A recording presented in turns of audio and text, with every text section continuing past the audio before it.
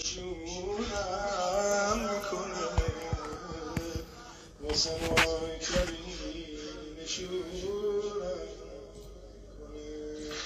یه کجایی من آمدم گدایی من آمدم گدایی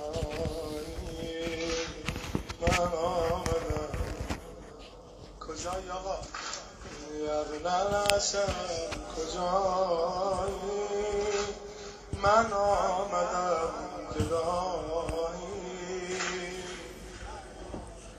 خب اللهم صل علی محمد و آل محمد و عجل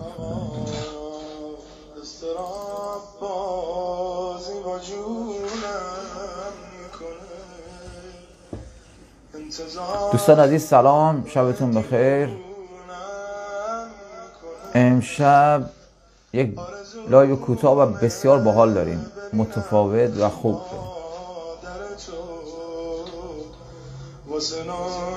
از همین لحظه ما شروع کنیم. این چهره رو ببینید،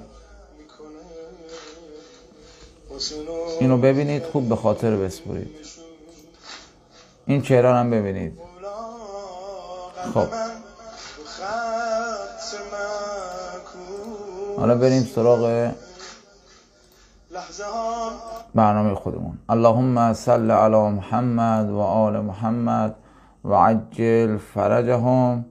دوستان عزیز سلام، شبتون بخیر باشه. امیدوارم که همیشه حالتون خوب باشه و صحیح و سالم باشید و خداوند متعال انشاءالله در فرج مولا امام مهدی تعجیل کنه به حق اهل بیت علیهم السلام. خدمتتون عرض کنم که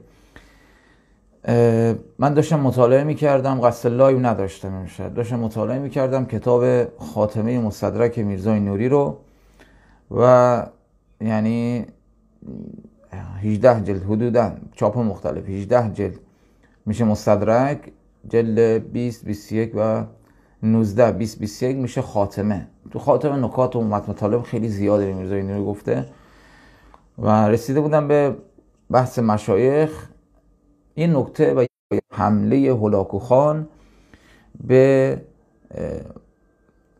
بغداد و به هر حال به عراق قرار بود حمله کنه. هولاکو خان مغول آخرین خلیفه بنی عباس المستعصم بالله اگر اشتباه نکنم، و علامه هلی هم در همون عصر زندگی میکرد. اینو خوب گوش کنید، خیلی قشنگه، پیشگویی امیرالمومنین فوق العاده هستش. علامه هلی در همون عصر زندگی میکنه. علامه هلی در کتاب کشف الیقین، همون ابتدای کتاب، میاد و این قضیه رو تعریف میکنه که میگه من این کتاب در مورد کشف الیقین فی فضائل امیرالمومنین، این کتاب علامه هلی در مورد همین فضایل امیرالمومنینه و بعد قضیه حمله هولاکو خان رو به عراق این رو بیاد مطرح میکنه و یک خاطره رو نقل میکنه علامه هلی و میگه بله هولاکو خان قرار بود حمله کنه بیاد و مردم هله از ترس فرار کردن، رفتن سمت دشت و الا القلیل، افراد بسیار قلیلی اونجا موندن در هله و از جمله اون افراد کمی که در هله موندن پدرم بود، نمیدونم عموم بود، فلان فلان، چند تا اسم میاره، اینا موندن در هله. بعد پدر علامه هلی خب ایشون هم عالم بود، گفت ما چه کنیم و چه نکنیم. ایشون یک نامه ای رو میفرسته برای هولاکو خان به هولاکو. هنوز هولاکو به بغداد حمله نکرده، حدوداً سال یا دقیقاً 655 هجری قمری، سال 656 حکومت بنی عباس منقرض میشه تمام، گرچه حالا به صورت پراکنده در قاهره و جای دیگه حکومت کردن. حالا اینجا رو گوش کنید که میخوام این خاطره رو به شما نشون میدم، مربوط به مباحث آخرالزمانی است. ببینید ربط داره به دو تا موضوع. اولا موضوع اول، ما در روایات زیاد داریم در مورد براندازی و نابودی بنی عباس اول، زیاد روایت داریم. هم روایت داریم از اهل بیت در مورد اینکه بنی امیه میان و حکومت میکنن و بعد شخصی که ابو مسلم، میدونید دیگه ابو مسلم هم چهره مغولی داشت، چهره مغولی. ببینید برخی از افغانی ها و مغول ها و چینی ها اینا قیافاشون اینگونه هستش که صورتها کمو، چشمها تنگ و همچین قیافه‌ای دارن دیگه، حالا میدونید دیگه، و که تعبیر به ترکا میشد. اما مسلم خراسانی از اون منطقه حمله میکنه و میاد حکومت بنی امیه رو براندازی میکنه. جالب اینه روایت داریم از امیرالمومنین قوقاس امیرالمومنین علیه السلام در غیبت نعمانی که حضرت فرمودن که حکومت بنی امیه حکومت رو به دست میگیره و بعد شخصی میاد که اینها که مراد ابو مسلم خراسانیه اصحاب السبالن، اینا سبیل میذاشتن اون موقع. خب و بعد در کتاب‌های مختلف اوصافی رو ذکر کردن در مورد لشکر ابو مسلم خراسانی که اینها میان و حکومت بنی امیه رو براندازی میکنن. و در مورد برانداز شدن حکومت بنی عباس اول هم ما روایت فراوان داریم، شیعه و سنی، که هولاکو خان میاد و حکومت بنی عباس اول رو کلا منقرض میکنه. از کجا؟ از همون جایی که از همون سمتی که این حکومت تشکیل دادن. از کجا؟ از خراسان. از اون طرف از شرق منطقه مثلا نسبت به ایران و عراق حساب کنیم میشه شرق. اینا میان و حکومت بنی عباس اول رو براندازی میکنن که هولاکو خان مراده. پس روایات زیاد داریم، خیلی زیاد. من این رو میخوام براتون نقل کنم که هم قشنگه هم خیلی باحاله، مطلب زیاد داره. و یک نکته خیلی خوبی که داره اینه، روایتی من براتون 3 جلسه لایو رفتم در گذشته که آقا ما داریم که اصحابی گروهی قرار بیان با صورتهای مثلا گرد، کمو، با چشمانی تنگ، اینها میان و سمت عراق، یک به صورت حالا محدود در عراق و بخشی از سوریه اینا میمونن. و بهتون گفتم این رو گوشه از ذهنتون نگه دارید و این اتفاق خواهد افتاد. حالا خدا داند که اینا کیان. مراد از این گروهی که چشمای تنگ دارن چینه، کره است، نمیدونم کره شمالیه، مشخص نیست، ولی این رو ما داریم که قبلا هم 3 جلسه لایو مفصل من در این باره رفتم. حالا برای تایید این مطلب میخوام این قضیه رو براتون نقل کنم خیلی کوتاه. دوستان عزیز با اجازهتون من شروع کنم که خیلی باحال این و اوصاف اهل بیت در مورد لشکر ترکا. حالا به اینا ترک میگفتن، به اینا ترک اطلاق میشد و اینم قرینه است برای اینکه در روایت کلمه ترک که داریم یکی از معانی ترک ها میخوره به همینا، یعنی به چشم تنگ ها. ببینید این کتاب خاتمی مستدرک عزیزان، من PDF کتاب کشف الیقین رو در دست نداشتم، تو فرصت کم نتونستم آماده کنم. بریم صفحه 418 مستدرک میرزای نوری در فایده دوم. اینجا خوب دقت بفرمایید، خیلی هم جالب و زیبا، از کفتون نره این قضیه عزیزان، باحاله. اینجا میرزای نوری، اینجا ببینید هایلایت کنم، علامه هلی فی کشف الیقین، اینجا رو میخوام براتون بخونم. میرزای نوری میگن دیگه وقال علامه هلی فی کشف الیقین، در کتاب کشف الیقین، فی باب اخبار مغیبات امیرالمومنین، در اخبار غیبی یا مغیبات امیرالمومنین علیه السلام، چون مغیب هم میشه،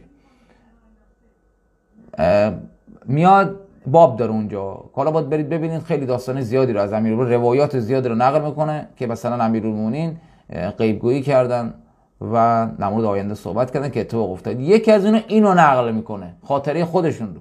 و من ذالک اخباره علیه السلام به عمارت بغداد، و از این جمله خبر امیرالمومنین به آباد شدن بغداد. میدونید دیگه بغداد توسط بنی عباس اصلا بنا شد و آباد شد، و ملک بنی عباس و احوال حکومت بنی عباس که اینها رو امیرالمومنین پیشگویی کرده، خبر غیبی داده که این اتفاق خواهد افتاد.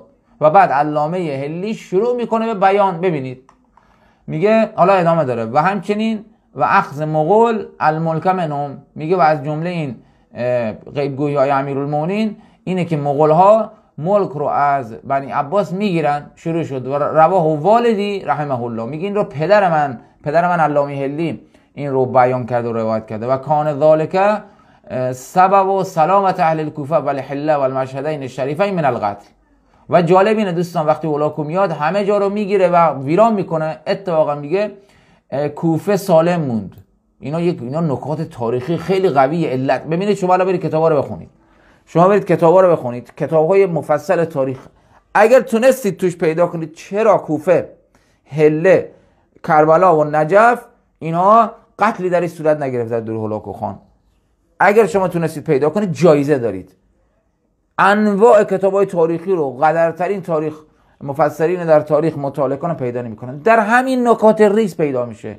دلیلش همینه، دلیل این که این همه شهر قتلی در این صورت نگرفت در حمله هولاکو خان به خاطر این بود که پدر علامه حلی حرکتی رو زد و این حرکت سبب شد که هولاکو خان مردم هله، کربلا، نجف و کوفه رو قتل عام نکند. خیلی ارزشمند این داستان. ببینید حالا میگه اصلا این کار پدر من، حالا که الان متوجه میشید چیه، سبب سالم ماندن اهل کوفه و هله و المشهدین و اون دو مشهد شریف که یعنی کربلا و نجف من القتل، از قتل سالم موندن، کار پدرم بود. داستان چی اینه؟ لانه لما وصل السلطان هولاکو الى بغداد، زمانی که سلطان هولاکو به بغداد رسید، قبل ان یفتحها، اردو زدن، هنوز حمله رو شروع نکردن که فتح کنن بغداد رو. هرب اکثر الهله الی البطائح، مردم هله اکثرشون به بطائح رفتن. بعدها دشت رو میگن، دشت کنار کوه توی مسیر رودخانه، مسیر سیل، یه جایی که پرت بود، مردم هله فرار کردن. علامه حلی هم مالو هلت دیگه. الا القلیل، مگر تعداد قلیلی از مردم هله که فرار نکردن. فکان من جمله القلیل والدی رحمه الله، از جمله افراد قلیلی که فرار نکردند از ترس قتل هولاکو یکیش پدر من بود که خدا رحمتش کنه و سید مجدوددین ابن طاووس بود که اینا حالا کی بودن ولش کن دیگه، چون پاورقی اتفاقا اینجا گفته که کی بود و چی بود. و فقیه ابن ابوالقر بود.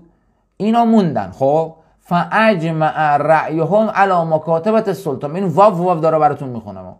اینا نشستن جلسه گذاشتن چه کنیم که بلایی سر ما نیاد. به این نتیجه رسیدن به صورت اجماعی که نامه ای بنویسن به هولاکو خان.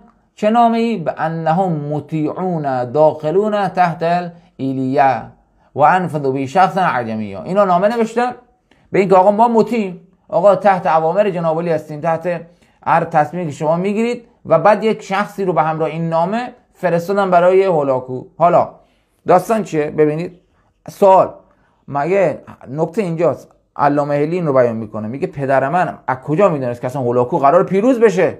بغداد سپاه داشتن، ارتش سلاح داشتن. میگه اما پدر من میدانست که هولاکو پیروز میشه تو این جنگ. به همین دلیل برای اینکه اینها بلایی سرشون نیاد نامه فرستاد که آقا ما اگر این طرف اومدیم ما مردم اینور مطیع تو هستیم، مخالفتی نمیکنیم، با شما جنگی هم نداریم، مردم ما رو قتل عام مکنید. ادامه رو ببینید. فانفذ السلطان الیهم فرمانا مع شخصین. جالبه نامه رسید به هولاکو خان مغول. نامه رسید به هولاکو خان مغول. هولاکو یک دستوری رو فرستاد به همراه دو تا شخص، دو نفر رو فرستاد، گفت این فرمان رو ببرید. یکی از این دو تا اسمش نکله بود، دیگری رو شکن علاءالدین. حالا کاری به اسمشون نداریم. به اینها گفت که به این دو نفر هولاکو گفت برید به این چند نفری که نام برام فرستادن در هله بهشون بگید ان کانت قلوبکم کما وردت بی کتبکم تحذرون الیا. اگر دلتون همون جوری که تو نامه نوشتید قلبتون هم همون جوری باشه مشکل نداره، شما پیش ما سمت ما حاضر میشید و به هر حال مشکلی براتون پیش نخواهد آمد. احتمال پیش خودمون هم میاریمتون، یعنی با دلتون هم یکی باشه با گفتارتون. این دوتا فرمانده به همراه این دستور اومدن و بعد میگه پدرم اون جمعی که بود ترسیدن. چرا؟ لعدم معرفت به موینت الحال علی، نمیدونستن عاقبت قرار چی بشه، ترس داشتن. بعد پدر من به این جمله رو گفت که ان جئت وحدی کفا، به این دو نفر گفت که از طرف هولاکو اومده بودن، گفت اگر من تنها بیام کافیه که برم پیش هولاکو؟ این دوتا گفتم مشکل نداره. میگه پدر من به اونا رفت. وقتی پدرم مقابل هولاکو ایستاد، مکالمه این دو رو ببینید. و کان ذالک قبل فتح بغداد. دوباره تاکید میکنه که این قبل از این بود که بغداد توسط هولاکو فتح بشه، اما نزدیک بغداد اردو زدند، مثل قضیه حمله‌ای که مأمون کرده بود، مأمون عباسی وقتی با برادرش امین براشون اختلاف ایجاد شد، اینها چند مدت اصلا در پشت دروازه بغداد اردو زده بودن و حمله نکرده بودن. قدیم همه شهرها دروازه دیوار کشی بود و دروازه داشتن و دروازه اصلی شهر بسیار بلند و بالا و محکم بود. اینا هم اردو زده بودن، حمله نکرده بودن. در همین فیما بین پدر علامه علی میره پیش هولاکو خان. حالا دیالوگ رو ببینید، گفتگوی دو طرف رو ببینید. و قبل قتل خلیفه بود و هنوز خلیفه کشته مستعصم بالله کشته نشده بود.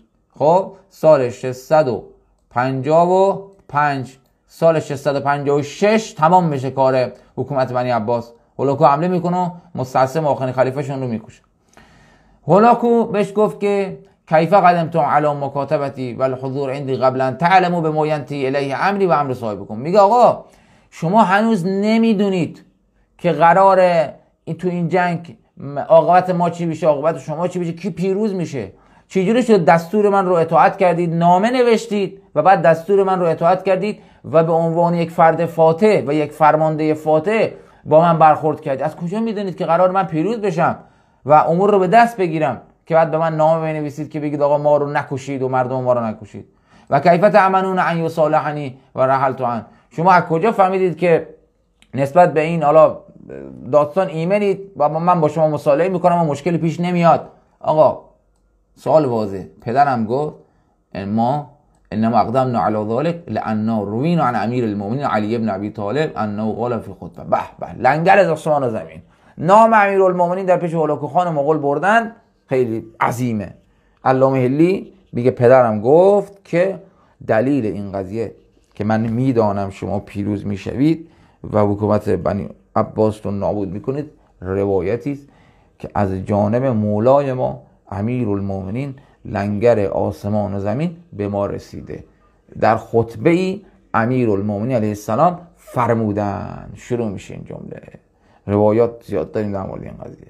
امیرالمومنین به فلان حواری حضرت عیسی و به فلان کاهنی که در کوه زندگی میکرد، اینا در روایات اومده که فرمود مثلا اینجا قرار شهری بنا بشه بغداد با گچ و فلان و بهمان. هر موقع این رو دیدید و اون مفصل برنامه قبلی گفتم، انشالله در آینده هم اینها رو به صورت پازل خیلی خوب قرار بیان کنم.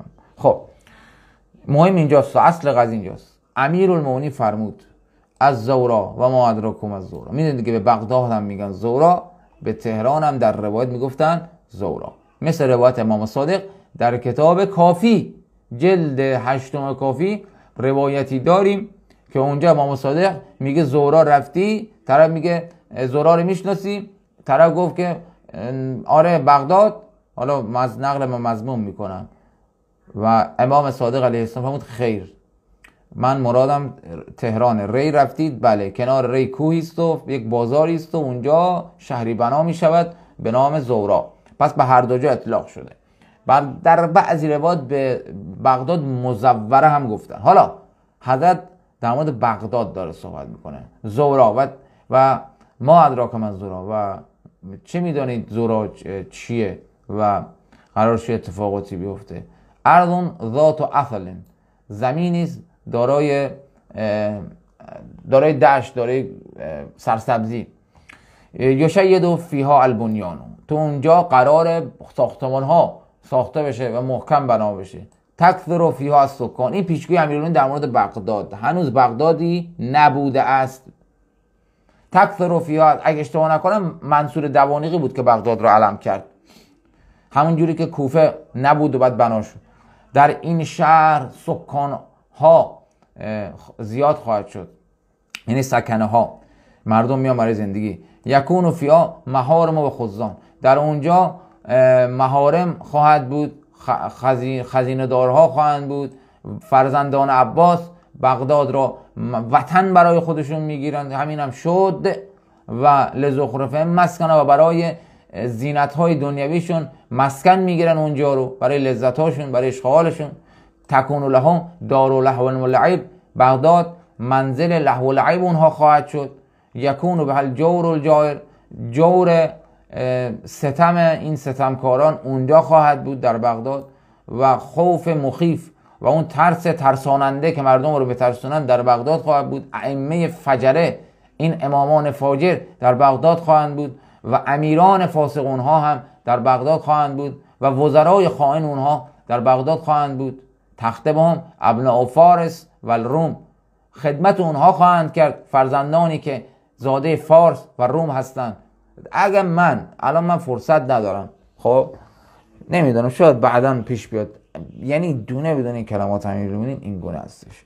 ادامه بیان میکنه. شما وقتی میاید در تاریخ طبری، در الکامل فی التاریخ و کتاب‌های دیگه میاید از همون ابتدا که صفاح اومد روی کار تا بغداد علم شد، منصور اومد و بعد بغداد علم شد، خلفای بنی عباس مرکز پادشاهی رو در بغداد قرار دادن، تا حتی مأمونی که در مرو بود و بعد از شهادت امام رضا مأمون میره دوباره در بغداد دیگه، به بعد تا آخر خواهید دید که دانه دانه این عبارات دقیقه، یعنی در تاریخ ذکر شده که اینا خادمای حکومت بنی عباس کیا بودن. اکثرشون هم اینجوری بودن، پشتی پا رو پیدا میکردن، خوشگلا رو پیدا میکردن از فارس، از روم و در دربان اینا بودن. حالا ادامه رو ببینید، یعنی همه عبارات حضرت خیلی دقیقه. لا یعتمرون به معروف اذا عرفوا، اصلا معروفی رو که واقعا بشناسن، میدونن که این کار معروفه. معروف یعنی خداوند امر کرد، دستور داد در امور دینی، جزو امور مثبت دینیه. اینا لا یعتمرون، عمل نمیکنن. ولا یتناهون عن منکر اذا نکروا، بابا امری که منکر، یعنی خداوند متعال بد دانسته گفته نکنید، اونا این منکر رو دست بردار ازش نیستن. تکتف الرجال و بنهم بالرجال، اونجا ببینید لباط میشد در بغداد. حضرت فرمود مرداشون، و این ادامه خواهد داشت، مردهاشون به مردها بسنده میکنن، زنهاشون به زنها. فعند ذلک الغم العمیم، اون موقع از جور اینها غمی عمومی رخ خواهد داد و البکال الطویل، و گریه طولانی رخ خواهد داد. والویل والعویل اهل الزورا، حالا شروع شد. حالا اینا برای چیه؟ اینجا میگه فعند ذلک، این برای اینه که حضرت داره میگه از اینجا به بعد گریه زاری ها خواهد آمد. چرا؟ حمله خواهد شد ترک، یعنی هولاکو خان. ببینید به مغول چشم تنگ تعبیر به ترک شده، اینا حمله میکنن، نابود میکنن بنی عباس رو. آن موقع غمی عمومی و فراگیر کل اینا رو در بر میگیره، گریه طولانی اینا رو در بر میگیره. چرا؟ چون حکومتشون از دست میره. والویل والعویل، فریاد داد و فریاد، ای وای خاک بسر شدیم، برای اهل زورا خواهد بود. از چی؟ چرا؟ من سطوات ترک، از سطوات حمله ها و بلایی که ترکا بر سر اینا در میانه، نه هولاکو. و هم حالا کیان ترکا؟ عزیزان ببینید، و هم قومون، حالا اینو فراموش نکنید که این جملات رو پدر علامه حلی فیس تو فیس باکی با هولاکو خان مغول در کنار دروازه بغداد داره روایت امیرالمومنین رو برای هولاکو میخواند که من میدانم شماها پیروز میشوید بر این بنی عباس و تو بغداد رو فتح خواهی کرد. چرا؟ امیرالمومنین داره اینا رو میفرماید. و اونها یعنی ترکا قومی هستن صغار الحدق. به به به به به، بینندای قدیمی من دیگه الان یادتون میاد کدوم برنامه رو میگم، اینا رو گفتم و سه طلایی رفتن. چشماشون چیه؟ تنگه. صغار الحدق، حدقه تنگ است، چشم تنگ، چشم تنگ، چشم تنگ مثل این. ببین چشم تنگ کجایی؟ اینم چشم تنگ، بیا بابا، اینم چشمانی تنگ. غیر از این آقا جان ببینش عیناً اینو الان من از روایت امیرالمومنین برات میخونم، با چشمانی با حدقه های تنگ، صورت گرد. ببینید این محاسن اینا رو میگن، ندارن کمو. خب ادامه ادامه ادامه ادامه ادامه. وجوههم کالمجان المطرقه. بیایم ببینیم چه خبره اینجا. چهره های اینها این عکس براتون بیارم. چهره های اینها اینجا، چهره های اینها، صورت اینا، وجوهشون کالمجان المطرقه. اینو دیدید؟ این من اینو زومش کنم. دقیقاً اینو خوب پیدا کرده بودم تو عکس‌ها. هولاکو خان مثلا یا یک از لشکریان مغول که شبیه همین هولاکو، که المجان المطرقه، این مجان یعنی سپرها، المجن به سپر فلزی میگن، المطرقه یعنی دور تا دورش این همچین نواری زده شده. میگه صورتاشون مثل المجان المطرقه است. درسته؟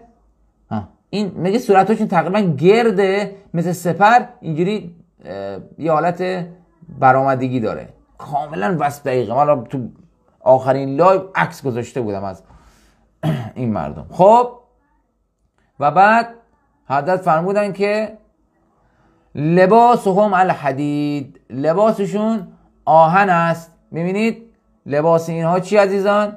آهن. روایت دوباره نشون بدم، لباسشون آهن است. بیا و لباسهم الحدید، اینجا رو میگم امیرالمومنین فرمود لباس این ترک ها حدید است، آهن است. خب بیان اینم لباس آهن. میبینید این لباس تنشون بود، لباس حدید آهنی. و بعد در ادامه جردن مردن، جرد اجرد مجرد، مو ندارن. مردن صورت ها مو نداره، امرده. امرد یعنی چی؟ ببخشید نیست عکس بزرگه، معذرت میخوام، یعنی زوم کردم. جردن مردن، جرد جمع اجرد، مردم جمع امرد. اجرد امرد، امرد. و ببینید عزیزان اینا رو باید بهتون خوب نشون بدم، غنیمت بشماریم اینا رو. بیا ببینید این صورت امرده، نکن مو نداره. اجردن کم مو. خب الان قیافه های دیگه من چی بگم بهتون دیگه عزیزان، خیلی واضحه. و بعد یقدمهم ملکون، یک پادشاهی سرجلودار ایناست، یک پادشاهی یقدمهم یعنی جلودار اینها، مقدمه اینها، یک پادشاهی یأتی من حیث بدأ ملکهم. ملک، ملک، ملک که میشه فرشته، ملک پیش جلودار اینها یک ملکی است، یک پادشاهی است که از جایی به اون حمله میکنه که بدأ ملکهم، حکومت بنی عباس از اونجا بدأ شروع شد. حکومت بنی عباس از کجا شروع شد رفقا؟ شما بگید. حکومت بنی عباس از اینجا شروع شد، از سمت خراسان، خراسان قدیم، مرو. و عمو مسلم خراسانی از همونجا اومد و از همینجا ملاکو حمله رو به سمت ایران و بعد به بغداد آغاز کرد. گرفتید؟ بعد ادامه جهوری و صوت صدای جهوری، جهر تو عربی چی میگن؟ یعنی صدای بلند داره، صداش بلنده، فریادی، با فریاد صحبت میکنه. اولاکو خانا قوی و سوله، دیگه اینا مشخصه دیگه. قوی و سوله آل الهمه، همت عالی داره. نه اینکه تعریفشو بکنه بگه اینجوری هستن. قصد یعنی همت، قصدی که میکنه قصد شلوول نمیشه، این نیتی که داره برای کاری اون انجام میده. هیبت داره. لا یمر مدینه الا فتحها، عبور نمی کند از کنار شهری الا اینکه فتح میکنه اون رو. همینم بود، برید بخونید دیگه داستانش رو. لا ترفع علیه رایتون الا نکسو، پرچمی در مقابلش بلند نمیشه الا اینکه پرچمو به زمین میزنه و قتل عام میکنه هر کی مقابلش وایسه. الویل لمن ناواه، وای وای بر اون کسی که بخواد با اون مخالفت کنه.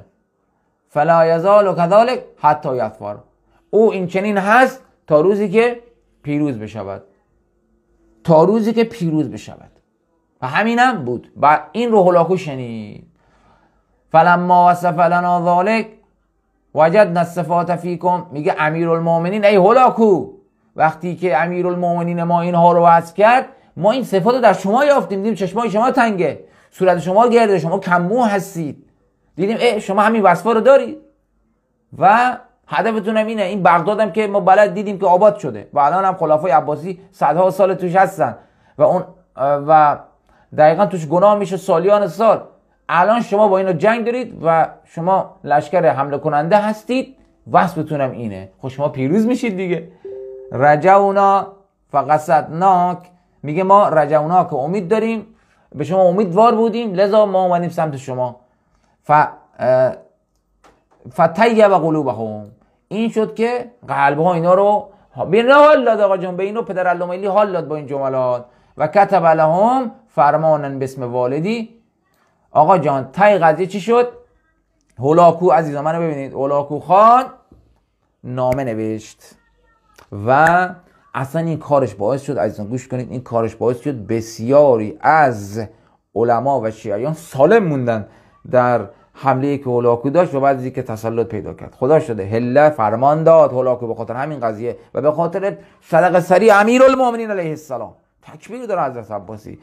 اینا حقیقت تاریخانه، جوک نیست. هله سالم موند، کوفه سالم موند، کربلا سالم موند و نجف هم سالم موند. چه بسا اگه اتفاق نمی افتاد و این کلام امیرالمومنین نمی رسید به هولاکو، الان در تاریخ ثبت بود که حرم امام حسین، حرم امیرالمومنین مجددا شخ زده شد و چه جنایاتی که مثلا در حرم نمیشد و چه ناموس هایی که مثلا حد که حرمت نمیشد و این باعث شد که اتفاقا امثال خواجه نصیرها شدن نزدیکان حکومت مغول ها و شیعیان در امان موندن. بسیار عجیبه. حالا تمام، خواستم اینا رو بهتون بگم. یه چند حرف دیگه هم بود، طولانی شد لایو. خواستم بهتون، من متن رو میخونم طولانی میشه. قصدم اینه که همیشه شما به یقین برسید در مورد این قضیه. عربی رو میخونم، این منبع اصلی، یعنی از روش نشون میدم به شما، خاطر اینکه شما به این درجه برسید که شک نکنید. کشف الیقین هم منبع اصلی بود که گفتم پی دی افش دم دست نیست، میتونید خودتون برید در اینترنت بزنید، میتونید پیدا کنید. همون صفحه حدوداً 70. عزیزان دل، در مورد، دوباره تکرار کنم، در روایات داریم، لایو های بندم هست، بزنید حمله مردمانی با چشمان تنگ.